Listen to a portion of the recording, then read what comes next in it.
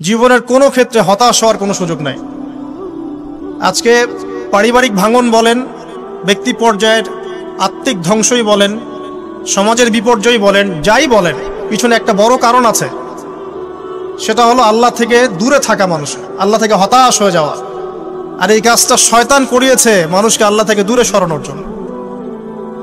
কিন্তু আল্লাহ রাব্বুল আলামিনের কাছে কেউ যদি যেতে চায়, মন থেকে যদি আল্লাহকে একটা বারও ডাকে, আল্লাহ পাক এক ডাকের মাধ্যমেও তার গুনাহ মাফ করতে পারে। দুজন ব্যক্তির ঘটনা পড়লাম। একজন ব্যক্তি প্রচন্ড রকম আবেদ, প্রচুর ইবাদত করে। আপনারা জানেন ইবলিসও কিন্তু আবেদ ছিল, ইবলিস কিন্তু প্রচুর ইবাদত করেছে। এখন ওই ব্যক্তির একজন বন্ধু ছিল, এটা বানু ইসরাইলদের ঘটনা। তো সেই বন্ধু পাপী ছিল, বিভিন্ন কবিরা গুনাহ করত।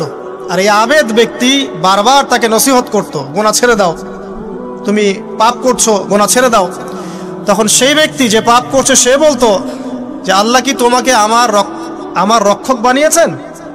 আল্লাহ কি তোমাকে আমার উপর দারোগা বানিয়েছেন? আমাকে আল্লাহর হাতে ছেড়ে দাও, আমাকে নসিহত করতে শোনা। একদিন এই আবেদ ব্যক্তি তার বন্ধুকে একটা জঘন্য পাপ করতে দেখলো, এমন একটা পাপ যেটা দেখে তার মনে ধারণা আসলো এটা চরম জঘন্য একটা কাজ। তখন সে মুখ ফসকে বলে ফেললো যে আল্লাহ তোকে আর মাফ করবে না, আল্লাহ তোকে জান্নাত দিবে না। আল্লাহ রাব্বুল আলামিন মালাকুল মউতকে এই দুজনের কাছে পাঠালেন, দুজনের রূহকে কবজ করা হলো।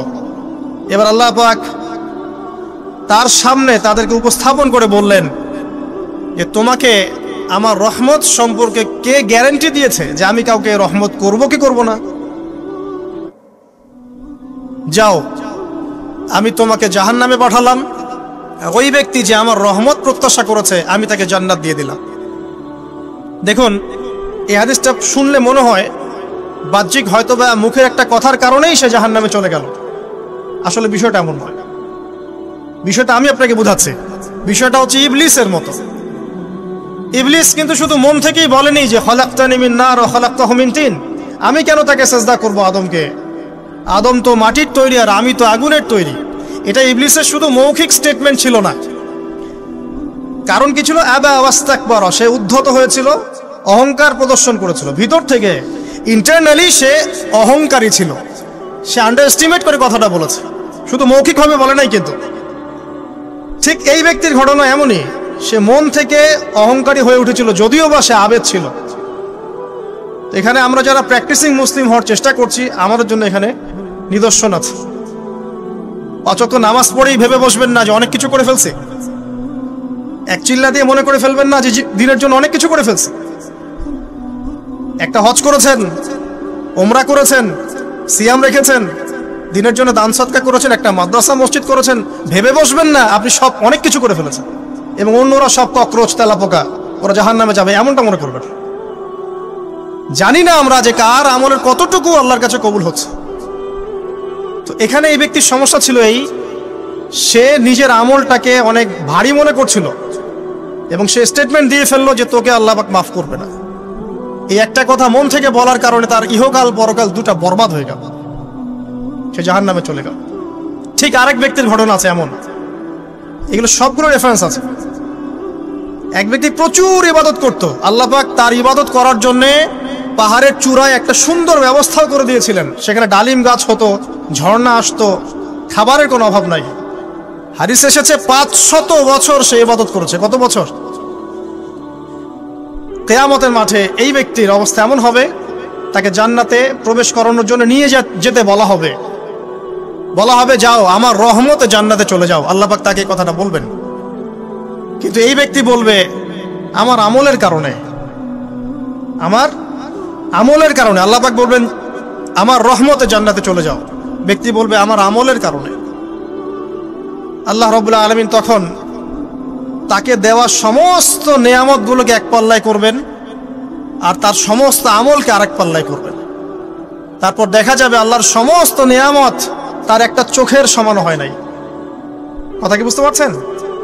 একটা চোখের যে নেয়ামত আল্লাহ পাকের, সমস্ত আমল ও 500 বছরের ইবাদত এতটুকু হয়নি। তারপর তাকে বলা হবে ওকে জাহান্নামে নিয়ে যাও। এবার জাহান্নামে যাওয়ার সময় সে বলবে, আল্লাহ তোমার রহমতে আমাকে মাফ করে দাও। তখন আল্লাহ পাক তাকে আবার ডেকে নিয়ে আসবে, বলবেন যে তোমাকে যে আমি ইবাদত করার জায়গা করে দিয়েছিলাম, এটা কি তুমি নিজে করেছো না আমি করেছি? সে বলবে আপনি করেছেন। তোমাকে যে আমি সৃষ্টি করেছিলাম, তখন কি তুমি কোনো আমল করেছিলে? বলবে না। তাহলে তোমাকে যে সৃষ্টি করেছি আমি, এটা কি তোমার আমলের কারণে? না। তোমাকে সারা দুনিয়াতে এত নিয়ামত দিয়েছি, এটা কি তোমার আমলের কারণে? সে বলবে না। তখন তাকে জান্নাতে প্রবেশ করানো হবে। কিয়ামতের মাঠে এমন অনেক ঘটনা ঘটবে যেটা আমাদের চিন্তার বাইরে। আরেকজন ব্যক্তিকে ডেকে আনা হবে, যে ব্যক্তি একটা দুটা নয় বরং 100টা খুন করেছে। সে 99 জন মানুষকে হত্যা করার পর ফতোয়া খুঁজে বেড়াচ্ছিল যে আমার তওবা কবুল হবে কিনা। একজন আবেদের কাছে গিয়েছে। আবেদ আর আলেম কিন্তু এক জিনিস না। আবেদ মানে যে প্রচুর ইবাদত করে, তার জ্ঞান কম, সে শুধু জানে কিভাবে ইবাদত করতে হয়। আলেম হচ্ছে সে যে শরীয়তের গভীর জ্ঞান জানে, আবার ইবাদতও করে। আবার যারা জ্ঞান আছে আমল নাই, সেও কিন্তু প্রকৃত আলেম না। প্রচুর জ্ঞান আছে কিন্তু জ্ঞান অনুযায়ী আমল করে না, সেও কিন্তু প্রকৃত আলেম নন। এবার আসেন তো, এই আবেদের কাছে গিয়ে সে বলছে আমার কি ক্ষমা হবে? আমি 99টা খুন করেছি। সে বলল তোমার আবার ক্ষমা? তোমার ক্ষমা নাই। তখন এই ব্যক্তি এই আবেদকে হত্যা করে 100টা খুন পূর্ণ করলো, ওকেও সে মেরে ফেলছে। আমার ক্ষমাই হবে না তো তোর বেঁচে থাকার কি দরকার, তুইও মর। কি বুঝতে পারলেন? বর্তমান বিশ্বের উগ্র মাথার পলিটিশিয়ানদের মতো অবস্থা। আমার দেশের সমস্যা, তোর দেশ পারমাণবিক বোমের উড়াই দিব, মানে এরকম একটা অবস্থা।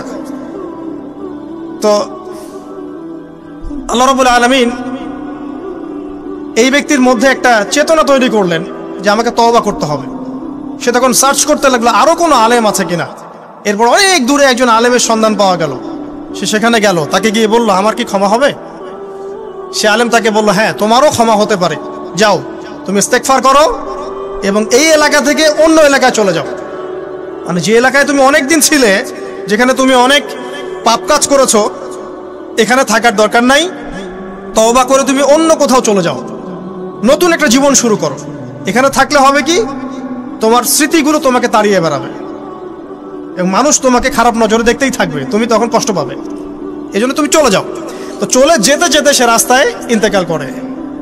এবার তার রূহ নিবে কে? এই জন্য দুদল ফেরেশতা আসছেন, জান্নাতি এবং জাহান্নামী। তাদের মধ্যে বাক বিতরটা হচ্ছে কে রূহ নিয়ে যাবে। তো জাহান্নামের ফেরেশতারা বলছেন সে এতগুলো খুন করেছে, তার রূহটা আমরা নিব। আর জান্নাতি ফেরেশতারা বলছেন না, সে তওবা করতে এসেছিল, অতএব সে আল্লাহর অভিমুখী হয়েছে, তার রূহটা আমরা নিব। আল্লাহ পাক এখানে একটা কৌশল করলেন। আল্লাহ পাক ফেরেশতাদেরকে বললেন তোমরা রাস্তাটাকে পরিমাপ করে দেখো, যেদিকে যাচ্ছিল তার পরিমাপ বেশি নাকি যেখান থেকে এসেছে ওর পরিমাণ বেশি। আল্লাহ পাক জমিনকে আদেশ করলেন হে জমিন তুমি প্রশস্ত হয়ে যাও। এবার পরিমাপ করে দেখা গেল সে তওবার দিকে আসছিল, এর পরিমাণটা বেশি। এই একটা কাজের ওসিলা আল্লাহ পাক তাকে মাফ করে দিলেন।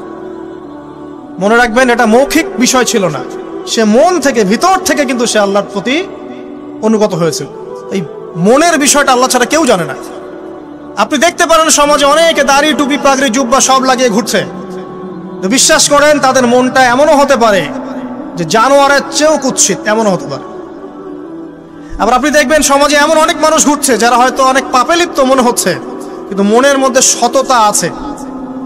আর যার মনের মধ্যে সততা আছে আল্লাহ পাক কোনো না কোনো দিন ইনশাআল্লাহ তাকে হেদায়েত দিবে।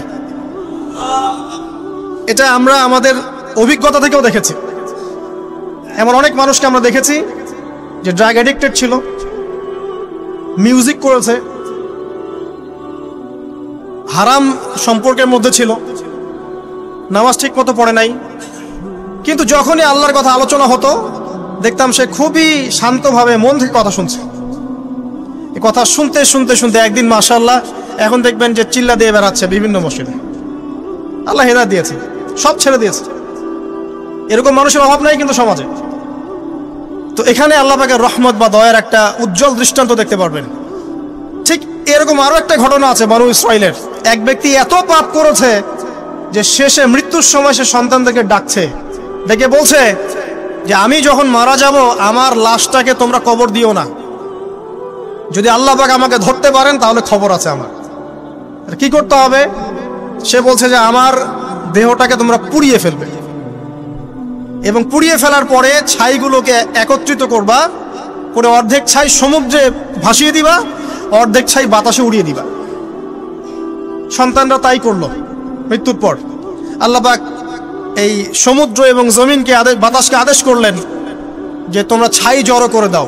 আর মানুষ আর জিন আল্লাহর কথা না শুনলেও এই প্রকৃতি আল্লাহ পাকের কথা শোনে। বিজ্ঞান বলে প্রকৃতি থেকে সব হচ্ছে। কি প্রকৃতি? প্রকৃতি কি, কাকে বলে? মানুষকে আল্লাহর ইবাদতকে বাদ দিয়ে প্রকৃতি পূজায় নিয়ে গেছে। এই পুরো প্রকৃতি আর মহাবিশ্বে এক আল্লাহর ইবাদত করে। কে সৃষ্টি করলো প্রকৃতি? প্রাকৃতিক ভাবে হয়েছে সবকিছু বলে, আল্লাহ থেকে হয়েছে বলা যাবে না। বললে আপনি মৌলবাদী হয়ে যাবেন। আল্লাহ শব্দ ইউজ করলে আপনি মৌলবাদী হয়ে যাবেন। ধর্মতাত্ত্বিক শব্দগুলোকে আস্তে আস্তে উঠিয়ে দেওয়া হয়েছে। দেখবেন যুক্তি, বিজ্ঞান, দার্শনিক শব্দগুলোকে আনা হয়েছে। এটাও টেকনিক্যালি করা হয়েছে। কোন সেকুলার মিডিয়াতে আপনি দেখবেন না ইনশাআল্লাহ বলছে। ইনশাআল্লাহ প্রমাণ করবে যে আপনি আস্তিক না নাস্তিক। তো প্রকৃতিকে আল্লাহ পাক আদেশ করলেন এই সমুদ্র ছাই জড়ো করো, এই বাতাস ছাই জড়ো করো। তারা ছাই জড়ো করে দিল। এই ব্যক্তিকে বলা হচ্ছে তুমি জীবিত করে আল্লাহ পাক বলছেন তুমি যে এই কাজটা করেছিলে, লিমা ফাআলতা হাদা, তুমি এই কাজটা কেন করেছো? তখন এই ব্যক্তি উত্তর দিচ্ছে মিন খাশিয়াতিকা ইয়া রাব্বি ওয়া আনতা আ'লাম।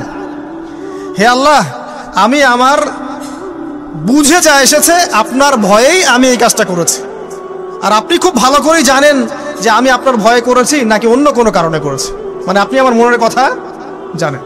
আল্লাহ পাক তাকে মাফ করে দিলেন। আপনাদেরকে আমি সেই ব্যভিচারী মহিলার কথাও মনে করাই। ওই মহিলা, যে ব্যক্তি একজন যৌনকর্মী ছিল বা যেটা আমরা বলি ব্যভিচারিণী মহিলা ছিল, একটা কুকুরকে দেখেছে সে পানি পান করার জন্য তৃষ্ণার্ত, সে এটাতে মায়া করে দয়া করে তার মোজাটাকে নামিয়ে এই কূপ থেকে পানি উঠিয়ে কুকুরকে পান করিয়েছে। এই একটা কাজের বদৌলতে আল্লাহ রাব্বুল আলামিন এই ব্যভিচারী মহিলাকে মাফ করে জান্নাত দিয়ে দিয়েছে। হাদিসে এটাও এসেছে, নবী সাল্লাল্লাহু আলাইহি ওয়াসাল্লাম বলেছেন ইরহামু মান ফিল আরদ, তোমরা সবাই জমিনবাসীর প্রতি রহম করো। জমিনে মুসলিমই থাকতে হবে, তাদের প্রতি রহম করতে হবে এমন নয়, জমিনবাসী যারাই আছে সবার প্রতি রহম করো, জাতি ধর্ম বর্ণ নির্বিশেষে। এমনকি পশু পাখির প্রতিও দয়া করো। ইরহামু মান ফিল আরদ, জমিনে যারা আছে সবার প্রতি রহম করো। ইয়ারহামুকুম মান ফিস সামা, যিনি আসমানে আছেন তিনি তোমাদের প্রতি রহম করবে ইনশাআল্লাহ। ইসলাম এই কথাগুলো বলেছে 1400 বছর আগে। আজকের এই বিশ্বে, সোকল্ড এই মডার্ন বিশ্বে যেখানে মানুষের রক্তের কোনো দাম নাই, সেখানে ইসলাম পশু পাখির অধিকার নিয়ে কথা বলেছে 1400 বছর আগে। কাদেরকে কি শেখাতে আসেন? কোরআন এবং সুন্নাহর বাইরে অভ্রান্ত সত্যের কোনো উৎস আছে? এখানে যা আছে তাই চূড়ান্ত। মানতে চাইলে মানেন, না মানতে চাইলে জাহান্নামে যান, কেউ তো বাধ্য করছে না। লাকুম দীনুকুম ওয়ালিয়া দিন। আল্লাহ পাকের রহমত দেখেন। আরেকটা ঘটনা আছে এমন, একটা বিড়ালকে বেঁধে রেখেছিল এক মহিলা, খাবার দেয় নাই, কষ্ট দিয়েছে। একটা বিড়ালকে খাবার না দিয়ে কষ্ট দেওয়ার কারণে এই মহিলাকে আল্লাহ পাক জাহান্নামে পাঠিয়েছে। এরকম কত ঘটনা আছে। এই ঘটনাগুলো হাদিসের পাতায় বর্ণিত আছে। কোরআনে কি বলছে দেখুন। কোরআনের আমি কয়েকটা পয়েন্ট আপনাদেরকে খালি বলছি, এটা নিয়ে আমি সকালে ভাবছিলাম। আল্লাহ পাক আদম আলাইহিস সালামকে সৃষ্টি করেছেন আমরা সবাই জানি, কিন্তু আল্লাহ পাক সূরা সাদের মধ্যে বলছেন ইবলিসকে, হে ইবলিস, তোমাকে কিসে বারণ করলো আদমকে সেজদা করতে, যে আদমকে আমি নিজের হাত দিয়ে সৃষ্টি করেছি। আল্লাহ রাব্বুল আলামিন যে আমাদেরকে এত যত্ন করে ভালোবেসে সৃষ্টি করেছেন, এটা কি আল্লাহ পাকের দয়ার নিদর্শন নয়? মহাবিশ্বের অন্য কোন মাখলুক সৃষ্টির ব্যাপারে আল্লাহ পাক বলেন নাই খলাকতু বিয়াদাই, আমি নিজ হাতে তাকে সৃষ্টি করেছি। শুধু সৃষ্টি নয়, সৃষ্টি করার পর আল্লাহ পাক তাকে সমস্ত নাম শিক্ষা দিয়েছেন। এই যে জ্ঞান শিক্ষা দেওয়া, জ্ঞান, এটা আল্লাহ পাকের সবচেয়ে বড় নিদর্শনগুলোর মধ্যে অন্যতম। এবং আল্লাহ পাকের সবচেয়ে বড় দয়া, আমার মত এটা, মানব জাতির উপরে আল্লাহ পাকের সবচেয়ে বড় দয়াটা হচ্ছে কি জানেন? আল্লাহ পাক আমাদেরকে জ্ঞান শিক্ষা দিয়েছেন, ওহী নাজিল করেছেন। এটা সব কিছুর ঊর্ধ্বে। কারণ আপনি তওবা করবেন, জ্ঞান লাগবে। নামাজ পড়বেন, জ্ঞান লাগবে। রোজা রাখবেন, জ্ঞান লাগবে। যাকাত দিবেন, ইলম লাগবে। আপনি দিনের যে কোনো আমল করেন, ইলম লাগবে। জান্নাত জাহান্নামের পথ খুঁজে পেতে হলে ইলম লাগবে। দেশ চালাবেন, ইলম লাগবে। অর্থনীতি চালাবেন, ইলম লাগবে। ইলম ছাড়া কিছু নাই, ইলমের উপরে কিচ্ছু নাই। এই ইলমটা আল্লাহ পাক কাকে শিক্ষা দিয়েছেন? আদম আলাইহিস সালামকে। আমরা তো শিখেছি সমাজবিজ্ঞান বইগুলোতে যে আমাদের পূর্বপুরুষরা নাকি গুহায় থাকতো আর গাছের ছাল পাতা খেয়ে থাকতো, তাই না? লতা পাতা খেয়ে থাকতো, গাছের ছাল পাতা খেয়ে থাকতো, পোশাক পরতো আর কি। বোগাস, ডাহা, মিথ্যা কথা। আল্লাহ রাব্বুল আলামিন সূরা বাকারা এবং সূরা আরাফ পড়ে দেখেন, আল্লাহ পাক বলছেন যে আদম আলাইহিস সালামকে আল্লাহ পাক সমস্ত নাম জ্ঞান শিক্ষা দিয়েছেন। মহাবিশ্বের যে প্রয়োজনীয় জ্ঞানগুলো আছে সেগুলো আল্লাহ পাক আদমকে শিখিয়েছেন আলাইহিস সালাম। ওয়াল্লামা আদামাল আসমাআ কুল্লাহা, আল্লাহ পাক আদমকে সমস্ত নাম শিক্ষা দিয়েছেন। আমাদের পিতা মাতারা মূর্খ ছিলেন না, তারা সৃষ্টি থেকেই জ্ঞানী ছিলেন। আদম আলাইহিস সালামের পারমাণবিক বোম বানানোর কোনো প্রয়োজন ছিল না। ছিল? বানান নাই। আপনার মধ্যে এই জ্ঞানটা আসছে কিভাবে? বাই ডিএনএ আপনি জ্ঞান পাচ্ছেন, কারণ আমরা আদম সন্তান। অনেক জ্ঞান আমাদের ভিতরেই আছে, এগুলো চর্চার মধ্য দিয়ে, গবেষণার মধ্য দিয়ে প্রস্ফুটিত হয় মাত্র। জ্ঞান ভিতরে আছে আমাদের। আমাদের পিতাকে জ্ঞানী করে পাঠানো হয়েছে। এই জ্ঞান শিক্ষা দেওয়াটা হচ্ছে আল্লাহ পাকের সবচেয়ে বড় দয়াগুলোর মধ্যে একটা। রহম করেছেন। শুধু তাই নয়, আদম আলাইহিস সালামকে এমন জ্ঞান শিক্ষা দিয়েছেন যে জ্ঞান ফেরেশতারা পর্যন্ত জানতো না। এটা কি দয়া নয়? এটা কি আদম সন্তানের প্রতি ভালোবাসা নয়? তারপরে সেজদা করিয়েছেন। মহাবিশ্বে অন্য কাউকে কি সেজদা করানো হয়েছে? কোরআনে কি এমন কোনো দলিল আছে যে আদম আলাইহিস সালাম ছাড়া অন্য কাউকে সব ফেরেশতারা সেজদা করেছেন? আছে? তাহলে এই যে সম্মান দেয় আল্লাহর পক্ষ থেকে, সম্মান কিসের ভিত্তিতে? সম্মান শারীরিক ক্ষমতার ভিত্তিতে? সম্মানটা কি কারণে? জ্ঞানের কারণে, ইলমের কারণে, জ্ঞানের কারণে সম্মান। এই সম্মান দেওয়াটা কি আল্লাহ পাকের রহমত এবং দয়ার নিদর্শন নয়? অতএব সম্মান পেতে হলে, আল্লাহর রহমত পেতে হলে সেই জ্ঞানের চর্চায় আবার ফিরে আসতে হবে। আপনি যদি আজও সেই ওহীর জ্ঞানের চর্চা করেন, আল্লাহ পাক এই পৃথিবীবাসীর বুকের মধ্যে আপনার জন্য সম্মান পয়দা করে দিবেন ইনশাআল্লাহ। দেখেন, ওই সেই জ্ঞানী যদি আপনি এখনো চর্চা করেন, আজও আপনি সম্মানিত হবেন ইনশাআল্লাহ। ব্যক্তি চর্চা করলে ব্যক্তি সম্মানিত হবে, একটা পরিবার চর্চা করলে ওই পরিবার সম্মানিত হবে, একটা সমাজ যদি চর্চা করে সেই ওহীর জ্ঞান, ওই সমাজ সম্মানিত হবে। একটা দেশে যদি আপনি ওই ওহীভিত্তিক জ্ঞান ছড়িয়ে দেন, পুরো দেশকে আল্লাহ পাক সম্মানিত করবে ইনশাআল্লাহ, পুরো জাতিকে সম্মানিত করবে ইনশাআল্লাহ। আরো সামনে যান। এই যে আদম এবং হাওয়া আলাইহিস সালাম গাছের কাছে চলে গেলেন, ফল খেয়ে ফেললেন, কারণ আমরা আদম সন্তান, ভুল করি। আল্লাহ পাকের সাথে সাথেই বহিষ্কার করে দিয়েছেন? না, আল্লাহ পাক তওবা করার জন্য কালিমা শিখিয়ে দিয়েছেন। সুবহানাল্লাহ। তাদের কালিমা জানা ছিল না। আল্লাহ পাক বলছেন ফাতালাক্কা আদাম মির রাব্বিহি কালিমাত। আল্লাহ পাকের কাছ থেকে আদম আলাইহিস সালাম কিছু বাক্য শিখে নিলেন, যেই বাক্য দিয়ে ফাতাবা আলাই, সে আল্লাহর কাছে তওবা করলো। কোন সেই বাক্য? সূরা আরাফে আছে, রব্বানা যালামনা আনফুসানা ওয়া ইল্লাম তাগফির লানা ওয়া তারহামনা লানাকুনান্না মিনাল খাসিরিন। এই দোয়া কে শিখিয়ে দিয়েছে? আল্লাহ। এই তওবার বাক্য যে শিখিয়ে দেয়, এটা কি দয়ার পরিচয় নয়? আমরা আল্লাহর কাছে ফিরে যাব, তওবা করব, ইস্তেগফার করব, এই জ্ঞানটা শিখিয়ে দেয়া কি আল্লাহ পাকের দয়ার পরিচয় নয়? তাহলে আমরা কিভাবে ক্ষমা চাইতাম? কিভাবে ক্ষমা চাইলে আল্লাহ পাক সমস্ত গুনাহ মাফ করবেন, এই পদ্ধতিগুলো বলে দেয়া কি আল্লাহ পাকের দয়ার পরিচয় নয়? তারপর সামনে যান। পৃথিবীতে নামিয়ে দিয়ে আল্লাহ পাক ক্ষান্ত হয়ে যাননি। আল্লাহ রাব্বুল আলামিন আসমান থেকে হেদায়েতের গ্রন্থ পাঠিয়েছেন, বলেছেন এই গ্রন্থের মধ্যে যা আছে মেনে চললে তোমরা আবার জান্নাতে ফিরে আসবে ইনশাআল্লাহ। আল্লাহ পাক আদম এবং হাওয়া আলাইহিস সালাম এবং আদম সন্তান সবাইকেই সৃষ্টি করেছেন। উদ্দেশ্য হচ্ছে আল্লাহ পাক আমাদেরকে জান্নাত দিতে চান। আল্লাহ পাক চান যে আমরা যেন জান্নাতে যাই। যদি আমরা জান্নাতে যেতে না পারি পরকালে, একটা কারণে যেতে পারবো না, অনলি একটা কারণ, সেটা হলো আমাদের নিজের দোষে। একটা কারণ, যারা জাহান্নামে যাবে মানুষ এবং জিনদের মধ্যে, নিঃসন্দেহে মহাবিশ্বে তারা ছাড়া জাহান্নামে যাওয়ার উপযুক্ত কেউ ছিল না। ও জাহান্নামে যাওয়ার উপযুক্ত ছিল বলেই আল্লাহ পাক তাকে জাহান্নামে পাঠাবেন। আর যারাই জান্নাতে যাবে প্রত্যেকেই শুধু আমলের বদৌলতে যাবে না, বরং আল্লাহ পাকের রহমতেই যাবে। কেউই তার আমল দিয়ে জান্নাতে যেতে পারবে না। নবী সাল্লাল্লাহু আলাইহি ওয়াসাল্লাম এমন ভাষ্য বলছেন, ইল্লা আনা, আমিও না, ইল্লা বিরহমাতিল্লাহ, আমিও নয়, তবে আল্লাহ পাকের দয়া আমাকে ঘিরে ধরবে, আল্লাহ পাকের রহমত যাদের উপরে বর্ষিত হবে তারাই জান্নাতে যাবে ইনশাআল্লাহ। কে আমল দিয়ে যেতে পারবে না। যত আমলই করি বলা যাবে না এই আমলের বদৌলতে জান্নাতে যেতে পারবো। আল্লাহ পাক দয়া না করলে হবে না। আল্লাহ পাক চান যে আদম সন্তান যেন জান্নাতেই যায়। এই কারণেই সৃষ্টি করা, এই কারণেই আপনার ওহীভিত্তিক গ্রন্থগুলো পাঠানো, এই কারণে নবী রাসূল পাঠানো, আলেম ওলামা সৃষ্টি করা, মানুষকে সতর্ক করা, হায়াত দেয়া, বারংবার জীবনে চলতে ফিরতে আপনাকে অ্যালার্ম করা হয়, আল্লাহর পথে ফিরে আসেন, আল্লাহর পথে ফিরে আসেন। অ্যালার্ম করা হয় না? বিপদ দিয়ে আপনাকে অ্যালার্ম করা হয় আল্লাহর পক্ষ থেকে। আপনি চলতে পথে হোঁচট খান, আল্লাহ আপনাকে অ্যালার্ম দেন, ফিরে আসো। চলছেন বিপথে, আল্লাহ পাক অ্যালার্ম দেন, ফিরে আসো। আল্লাহ পাকের পক্ষ থেকে কিন্তু এগুলো আসে।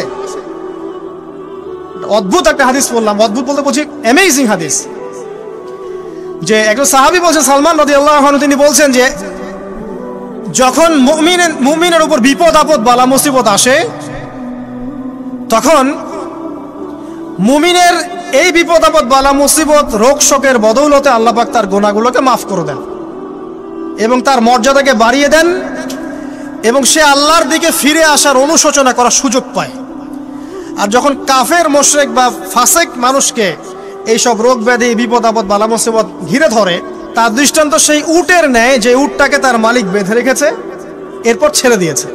সে উটটা বুঝতেও পারলো না কেন তার মালিক তাকে বেঁধে রাখলো আর কেনই বা তাকে ছেড়ে দিল। কথাটা কি বুঝতে পারছেন? যারা আল্লাহ দ্রোহী, তাদের উপর যখন বিপদ আপদ বালা মুসিবত আসতে থাকে, তারা বুঝে না যে কি জন্য আসলো আর কেন চলে গেল। কিন্তু মুমিন ব্যক্তি যারা মুসলিম, আল্লাহর অনুগত, তাদের বিষয়টা হচ্ছে এমন বিপদ আপদ বালা মুসিবত রোগ ব্যাধি তাদেরকে আল্লাহর দিকে ফিরিয়ে নিয়ে আসবেন ইনশাআল্লাহ। দেখুন, এই যে পৃথিবীতে নামিয়ে দেয়া, এরপর আল্লাহর পক্ষ থেকে ঐশী গ্রন্থগুলো পাঠানো, নবী রাসূল পাঠানো, আলেম ওলামা পাঠানো, আপনাকে হায়াত দেয়া, আপনাকে রিজিক দেয়া, এই শ্বাস নেওয়ার ক্ষমতা দেয়া, আপনাকে জ্ঞান বুদ্ধি দেয়া, বিবেক দেয়া। এই যে একটু আগে তেলাওয়াত করলো শুরুর আগে নবী মুসা আলাইহিস সালামের ঘটনা, বনু ইসরাইল একটার পর একটা অবাধ্যতা করেই গেছে, আল্লাহ পাক তারপরেও তাদের কাছে নবী পাঠিয়েছেন, নবী মুসাকে পাঠিয়েছেন। ফেরাউনের মতো জালেম শাসকের হাত থেকে বনু ইসরাইলকে আল্লাহ পাক উদ্ধার করেছেন। এটা কি দয়ার পরিচয় নয়? নবী মুসা আলাইহিস সালাম গাছের নিচে বসে আছেন, খাবার নাই, বাসস্থান নাই, কিচ্ছু নাই, বরং তার গায়ে একটা অপবাদ দেওয়া হয়েছে যে তিনি নাকি একজন মানুষকে খুন করেছেন, অথচ তার ইন্টেনশন সেটা ছিল না। তিনি একটা ঘুষি দিয়েছেন লড়াই থামানোর জন্য, ওই এক ঘুষিতেই সেই ব্যক্তি ডেড। এবার তিনি গাছের নিচে বসে দোয়া করছেন, রব্বি ইন্নী লিমা আনজালতা ইলাইয়া মিন খায়রিন ফাকির, আল্লাহ আমি নিঃস্ব অসহায় হয়ে এখানে বসে আছি, তুমি আমার উপর তোমার যে রহমত পাঠাবে আমি তার ভিখারি হয়ে বসে আছি। দোয়া করার সাথে সাথেই ওই শুআয়ব আলাইহিস সালামের মেয়ে হেঁটে হেঁটে চলে আসলো। তিনি স্ত্রী পেলেন, তিনি শ্বশুর পেলেন, একজন নবী পরিবার পেলেন, বাসস্থান পেলেন, চাকরি পর্যন্ত পেলেন। 8 বছর তিনি রাখালি করেছেন শুআয়ব আলাইহিস সালামের ফার্মের মধ্যে। দয়া মুহূর্তেই চলে আসবে, শুধু আল্লাহর দিকে অভিমুখী হলেই হয়, এগুলো দয়া। আইয়ুব আলাইহিস সালামের কথা মনে আছে না? দীর্ঘদিন রোগে ভুগছেন, দীর্ঘদিন রোগে ভুগছেন, চিকিৎসা হচ্ছে না, ভালো হচ্ছে না, শেফা হচ্ছে না। এখানে যারা আধ্যাত্মিকত্ব নিয়ে পড়াশোনা করেন, লেখালেখি করেন, তারা বলেছেন তাদের কিছু কিতাবের মধ্যে, রোগটা যখন এমন একটা পর্যায়ে চলে আসলো যে তিনি জিহ্বাটা নড়াতে পারছেন না, কারণ তিনি আল্লাহ পাকের জিকির করতে প্রচণ্ড ভালোবাসতেন। এক পর্যায়ে রোগটা এমন একটা জায়গায় চলে আসলো যে জিহ্বাটা তিনি নড়াতে কষ্ট হচ্ছে। তখন গিয়ে তিনি বলছেন, রব্বি আন্নী মাসসানি আদ-দুররু ওয়া আনতা আরহামুর রাহিমিন, হে আল্লাহ আমাকে কষ্ট স্পর্শ করেছে, আর তুমি তো ক্ষমাকারী এবং রহমকারীদের মধ্যে সর্বশ্রেষ্ঠ রহমকারী। আমি জিকির করতে পর্যন্ত পারছি না, আল্লাহ আমার রোগটা শেফা দিয়ে দাও।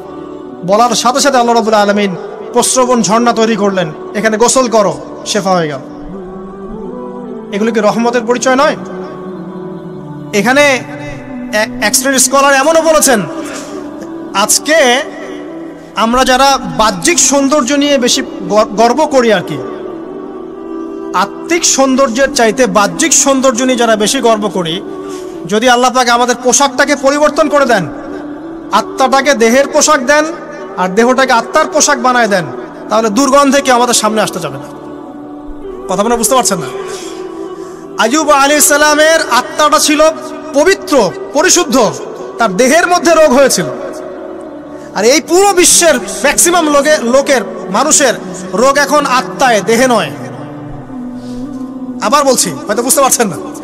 আইয়ুব আলাইহিস সালামের রোগটা হয়েছিল দেহে, বাইরে। তার আত্মা ছিল পবিত্র, পরিশুদ্ধ আত্মা। দেহের রোগের একটা পর্যায়ে যখন জিহ্বাটায় ইফেক্ট হলো, তখন জিকির করতে তার কষ্ট হচ্ছে, তখন তিনি দোয়া করছেন, আল্লাহ আমার এই রোগটাকে শেফা দিয়ে দাও। আর এখনকার পুরো জেনারেশন, এই সভ্যতার রোগ হচ্ছে ভিতরে, আত্মায়। দেহের রোগের চাইতে এদের আত্মার রোগটা বেশি। এখন এই আত্মাটাকে যদি দেহ বানিয়ে দেওয়া হয় আর দেহটাকে আত্মার পোশাক পরিয়ে দেওয়া হয়, দুর্গন্ধে কেউ সামনে আসতে চাবে না। তাই আইয়ুব আলাইহিস সালামের সেই দোয়া এখন আমাদের বেশি করা উচিত। রব্বি আন্নী মাসানিয়া দুররু ওয়া আনতা আরহামুর রাহিমিন। আল্লাহ, আমাদের আত্মায় রোগ এসেছে, এটাকে তুমি শেফা দাও। দেহের রোগ লেস ইম্পর্টেন্ট, আত্মার রোগটা বেশি ইম্পর্টেন্ট। এরকম নিদর্শন কোরআনের পাতায় পাতায় ছড়িয়ে আছে। আসহাবুল কাহফ, পুরো সমাজ ওদেরকে মেনে নিচ্ছে না, গুহায় চলে গেলেন, ঘুম পাড়িয়ে দিলেন আল্লাহ পাক। 309 বছর, কত বছর? 309 বছর একটা দোয়ার বদৌলতে। তারা বলেছিল, রব্বানা আতিনা মিন লাদুনকা রাহমা ওয়া হাইয়্যি লানা মিন আমরিনা রাশাদা। আল্লাহ পাক শুধু ঘুম পাড়িয়ে রাখলেন না, তাদের মধ্য দিয়ে আল্লাহ পাক পুরো একটা সভ্যতাকে হেদায়েত করে দিলেন। আলহামদুলিল্লাহ। যে সভ্যতা বিশ্বাস করতো না যে পরকাল বলে কিছু আছে, দাকিয়ানুস বাদশার সেই জুলুম থেকে আল্লাহ পাক এই 10 জন বা 9 জন যুবককে বাঁচালেন, ওদেরকে কিয়ামত পর্যন্ত কোরআনের পাতায় স্থান দিলেন, নিদর্শন বানালেন, এবং তাদের মধ্য দিয়ে একটা পুরো সভ্যতাকে হেদায়েত দিলেন। সুবহানাল্লাহ। যেখানে যাবেন এই নিদর্শন। আর কার কথা বলবো? যুলকারনাইন, মনে আছে? কোন সূরা আছে যুলকারনাইনের কথা? সূরা কাহফ। আল্লাহ পাক তাকে এমন রহমত করেছিলেন যে মাশরিক মাগরিব, মানে পূর্ব পশ্চিম পর্যন্ত তাকে রাজত্ব দিয়ে দিয়েছে। আজকে তো আমরা এই সামান্য একটু ক্ষমতা পেলেই আমাদের কেউ চেনে না, গায়ে হাতি দেওয়া যায় না, ঠিক আছে? মানে তখন সে নিজেকে মনে করে যে সে এই পৃথিবীর সবকিছু, বাকি মানুষ আর মানুষ না। ক্ষণস্থায়ী সামান্য একটু ক্ষমতা দিয়ে দেখবেন আমাদের অবস্থা খারাপ। আমাদের এই যে জীবন, আমাদের রিজিক, আমাদের পরিবার, আমাদের সুস্থতা, আমাদের জ্ঞান, আমাদের সমাজ বলেন, রাষ্ট্র, আমাদের অর্থনীতি, এই বিশ্ব, এই সব কিছুই একটা বিষয়কে কেন্দ্র করে টিকে আছে। শুধুমাত্র একটা বিষয়ের সাথে এই পুরো মহাবিশ্ব সম্পর্কিত। আমাদের জীবনের প্রতিটা বিষয় শুধুমাত্র এবং শুধুমাত্র আল্লাহ পাকের রহমতের উপর টিকে আছে। আল্লাহ পাকের রহমত আমাদের ব্যক্তি জীবন, পারিবারিক জীবন, আমাদের দেহ, আমাদের মন, আমাদের জ্ঞান, অর্থনীতি, ব্যবসা বাণিজ্য, আমাদের রাষ্ট্র, সব কিছুর মধ্যে শুধুমাত্র আল্লাহ পাকের রহমত দিয়ে ভর্তি। এখানে আল্লাহ পাকের রহমতের এত বিশাল সমুদ্র, যেটা উপলব্ধি করার ক্ষমতা আমাদের নাই। আমরা যদি সবাই ঠান্ডা মাথায় একটা বার খালি ভাবতে বসি, সবাই যার যার জায়গা থেকে ভাবি যে আল্লাহ পাক আমাদেরকে কি কি রহমত দিয়ে রেখেছেন, কি কি নিয়ামত দিয়ে রেখেছেন। ওয়া ইন তাউদ্দু নি'মাতাল্লাহ লা তুহসুহা। তোমরা যদি আল্লাহ পাকের নিয়ামত গণনা করা শুরু করো, কোশ্চিনকালেও গুণে শেষ করতে পারবে না। আল্লাহ পাক সূরাতুল জুমারের মধ্যে বলেছেন, কুল ইয়া ইবাদিয়াল্লাযীনা আসরাফু আলা আনফুসিহিম। হে নবী, আপনি বলে দিন, আমার বান্দাদেরকে বলে দিন যে হে আমার বান্দারা, তোমরা যারা তোমাদের নফসের উপরে জুলুম করেছো, সুদীর্ঘকাল নামাজের খবর ছিল না, যাকাত দিইনি, হজ ফরজ হয়েছিল করি নাই, সওম রাখিনি, আল্লাহর দিন এগিয়ে নেওয়ার কোনো চেষ্টাই করি নাই, সুদীর্ঘকাল হারাম খেয়েছেন, ঘুষ খেয়েছেন, জেনা করেছেন, বাদ্যযন্ত্র বাজিয়েছেন, অশ্লীলতা এর মধ্যে ডুবেছিলেন, মাদকদ্রব্য সেবন করেছেন সুদীর্ঘকাল। তোমরা যারা নিজেদের নফসের উপর জুলুম করেছো, লা তাকনাতু মির রাহমাতিল্লাহ, তোমরা আল্লাহ পাকের রহমত থেকে নিরাশ হয়ে যেও না। তোমরা আল্লাহ পাকের রহমত থেকে নিরাশ হয়ে যেও না। ইন্নাল্লাহা ইয়াগফিরুয যুনুবা জামিআ, আল্লাহ পাক চাইলে সমস্ত গুনাহ মাফ করতে পারেন। ইন্নাহু হুয়াল গফুরুর রহিম, তিনি হচ্ছেন পরম করুণাময়, অসীম দয়ালু। আমি আলোচনা সামনে নিয়ে যাওয়ার আগে আরেকটা বিষয় বলে রাখতে চাই। এই আলোচনাকে একপাক্ষিকভাবে একপেশেভাবে বুঝে নেওয়ার কোনো সুযোগ নাই। আল্লাহ পাক যেমন পরম করুণাময়, অসীম দয়ালু, ঠিক একইভাবে আল্লাহ রাব্বুল আলামিন শাদীদুল ইকাব, কঠিন শাস্তি দাতাও বটে। এই দুটো বিষয় মাথায় রেখেই আল্লাহর রহমতের আশাও করতে হবে এবং আল্লাহ পাকের গজবের ভয়ও করতে হবে। এর মাঝখানেই হচ্ছে ঈমান। এই জায়গা থেকে আলোচনা বুঝতে হবে। আল্লাহ পাক তৌফিক এনায়েত করুন, আমিন। আমাদেরকে আল্লাহ রাব্বুল আলামিন তার রহমত থেকে নিরাশ হতে বারণ করছেন। যে যত পাপ করেছে জীবনে, যদি একটা বার কেউ যদি আল্লাহ পাককে মন থেকে ডাকে, চোখ দিয়ে ঝরঝর করে পানি পড়ে, আল্লাহ পাককে বলে, সেজদায় গিয়ে পড়ে আল্লাহকে বলে রব্বিক ফিরলি, আল্লাহ আমাকে মাফ করে দাও, তার মনের মধ্যে যদি সততা থাকে, মন থেকে যদি সেই কথাটা বলে থাকে, আল্লাহ পাক শুধু তাকে ক্ষমাই করবেন না, তার সমস্ত গুনাহগুলোকে আল্লাহ নেকি দিয়ে পরিবর্তন করে দেবেন।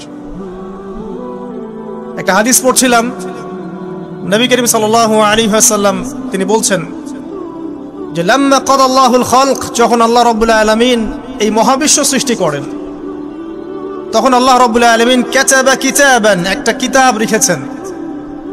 একটা কিতাব আছে আল্লাহর কাছে, কাতাবা কিতাবান ফাহুয়া ইনদাহ ফাওকাল আরশ, যেই কিতাবটা আল্লাহর নিজের কাছে আছে আরশের উপরে। সেখানে আল্লাহ পাক লিখে রেখেছেন, কি লিখেছেন? ইন্না রাহমাতি সাবাকাত গদাবি, প্রতিটা ক্ষেত্রেই আমার রহমত, আমার দয়া, আমার করুণা আমার গজবকে পরাজিত করেছে। মানে আল্লাহ রাব্বুল আলামিনের গজব, এর উপরে আল্লাহ পাকের রহমত অবস্থান করছে।